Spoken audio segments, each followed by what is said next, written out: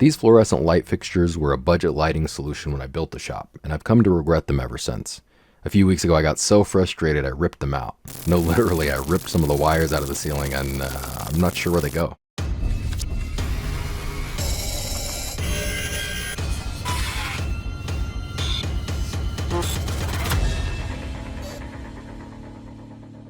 If you've ever spent a day under bad fluorescent lighting, then you probably know what I mean. They flicker, they're noisy, the color has like this weird green tint, and they leak. Oh yeah, the ballasts friggin' leak. See that brown goo leaking out of the ballast? That's ballastol.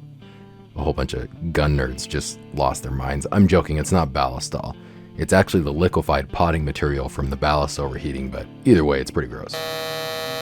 So I'm thinking LED lighting is so hot right now. It's so hot right now. The first thing I did was hop on Amazon and order a bunch of LED shop lights. And to their credit, they did look a lot better than the crusty old fluorescents, but that's a pretty low bar. So I figure if I'm going to change out the lighting, I want it to be something I'm really satisfied with since I spend a lot of time at this space. And American Green lights seem to meet all of my qualifications, so while I'm installing these new lights, let's go over what makes good lighting. And just to make this lighting a little better, I installed these temporary bulbs. First, what is the space used for? Are you lounging, relaxing, doing yoga by candlelight? Or are you in a clean room soldering microscopic electronic components to a supercomputer to prevent thermonuclear war? How about global thermonuclear war? If you're trying to relax, you want something a little bit warmer, which would be lower on the Kelvin scale. And for brightly lit work, maybe you'd want something higher, which takes you more into the blues. For our shop/studio, 5000K feels about right. Just for reference, bright sun with no clouds is about 5600K. Next is brightness or lumens. How much light output do we actually need in the space? American Green Lights ran a really cool simulation for the light spread through the shop to make sure there was the right amount of coverage where we needed it. The shop is about 20 by 18 with 8-foot ceilings. I do most of the work right in the middle of the shop, so we will basically go with full coverage and add a couple smaller fixtures on the tool wall. The last qualification we're going to look at is CRI. That stands for Color Rendering Index. Basically, all manufactured light compromises color accuracy. Some lights look a little red, or green, or blue, or so on. The higher the CRI, the closer the colors appear to true color. Sunlight would be 100 on the CRI scale. So a pure representation without any extra color input from the light. The CRI on these lights is 90 plus, which is pretty dang good. One of the other reasons I went with these lights is because, yeah, I can get LEDs anywhere, and there are about 1 million options. But without a bunch of equipment, how am I supposed to verify the longevity and all of the specifications on the box that are often inflated or downright false? The answer is to get the lights from a trustworthy source, so I don't have to do all that testing myself. These are the lights completely installed. You can see a huge difference between the fluorescents I had before and the LEDs I've got now.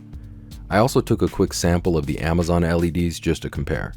One of the amazing things about having constant voltage LEDs is that they don't flicker when you shoot slow-mo, so I can actually shoot these at 960 frames per second and I get no flicker. That, compared to the fluorescents and the Amazon LEDs, is a huge difference. Surprisingly, the Amazon LEDs were listed as no flicker, but you can clearly see they actually flicker more than the fluorescents did. Let's talk about the installation real quick. These lights come in 2 sections, a base that houses the LED driver, and the actual LEDs. Installation is pretty simple. You attach the base to the ceiling using screws or chains, and attach the LEDs to the base. In my case, I've got a soft ceiling, so it's easy to find the studs and the existing electrical from the previous lights up there. It's also easy to repair the ceiling with some tape and some house wrap after the fact. So I came up with this little jig to space the lights evenly, then made some wooden brackets that the bases will screw into. I decided to mount the bases inside the ceiling for a cleaner aesthetic and maybe save a little bit of ceiling height. The jig keeps spacing even between the rafters, so I'm pretty much always hitting center. It also keeps spacing even in the vertical direction, so the height is always the same where the lights will be mounted flush. Then it's as simple as turning off the breaker, connecting the electrical with the included wire nuts, screwing in the bracket, screwing in the base, covering it up, and then marking the holes to attach the LEDs. I'll also note that I added a little extra tape on the wiring of the LED side just to keep them out of the way while mounting.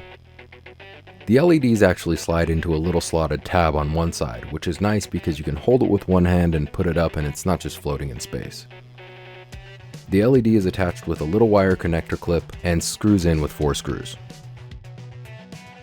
They also include some screws and drywall anchors too if you're going to go into drywall, along with some installation instructions that come with every light.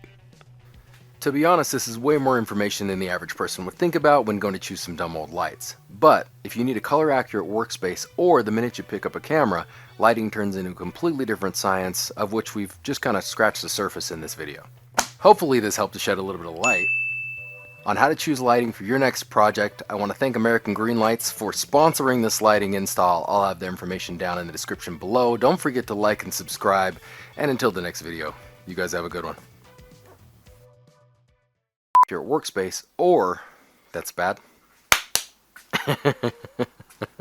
Pick up a camera, lighting becomes a whole stuff of things that I should probably remember to say to the camera. Let's try it again. Hopefully this helped to shed a little bit of light on your next so cheesy. I just keep doing it infinitely, trying to get a better take of the first take. Welcome to the Craftsman Show. My name is your host. I've been watching way too much of that. If you haven't watched The Craftsman and you're into craft stuff and mold making and action figures and all that stuff, go watch The Craftsman, because stuff is gold. Hopefully. Aha. Aha. Aha. That's a blooper.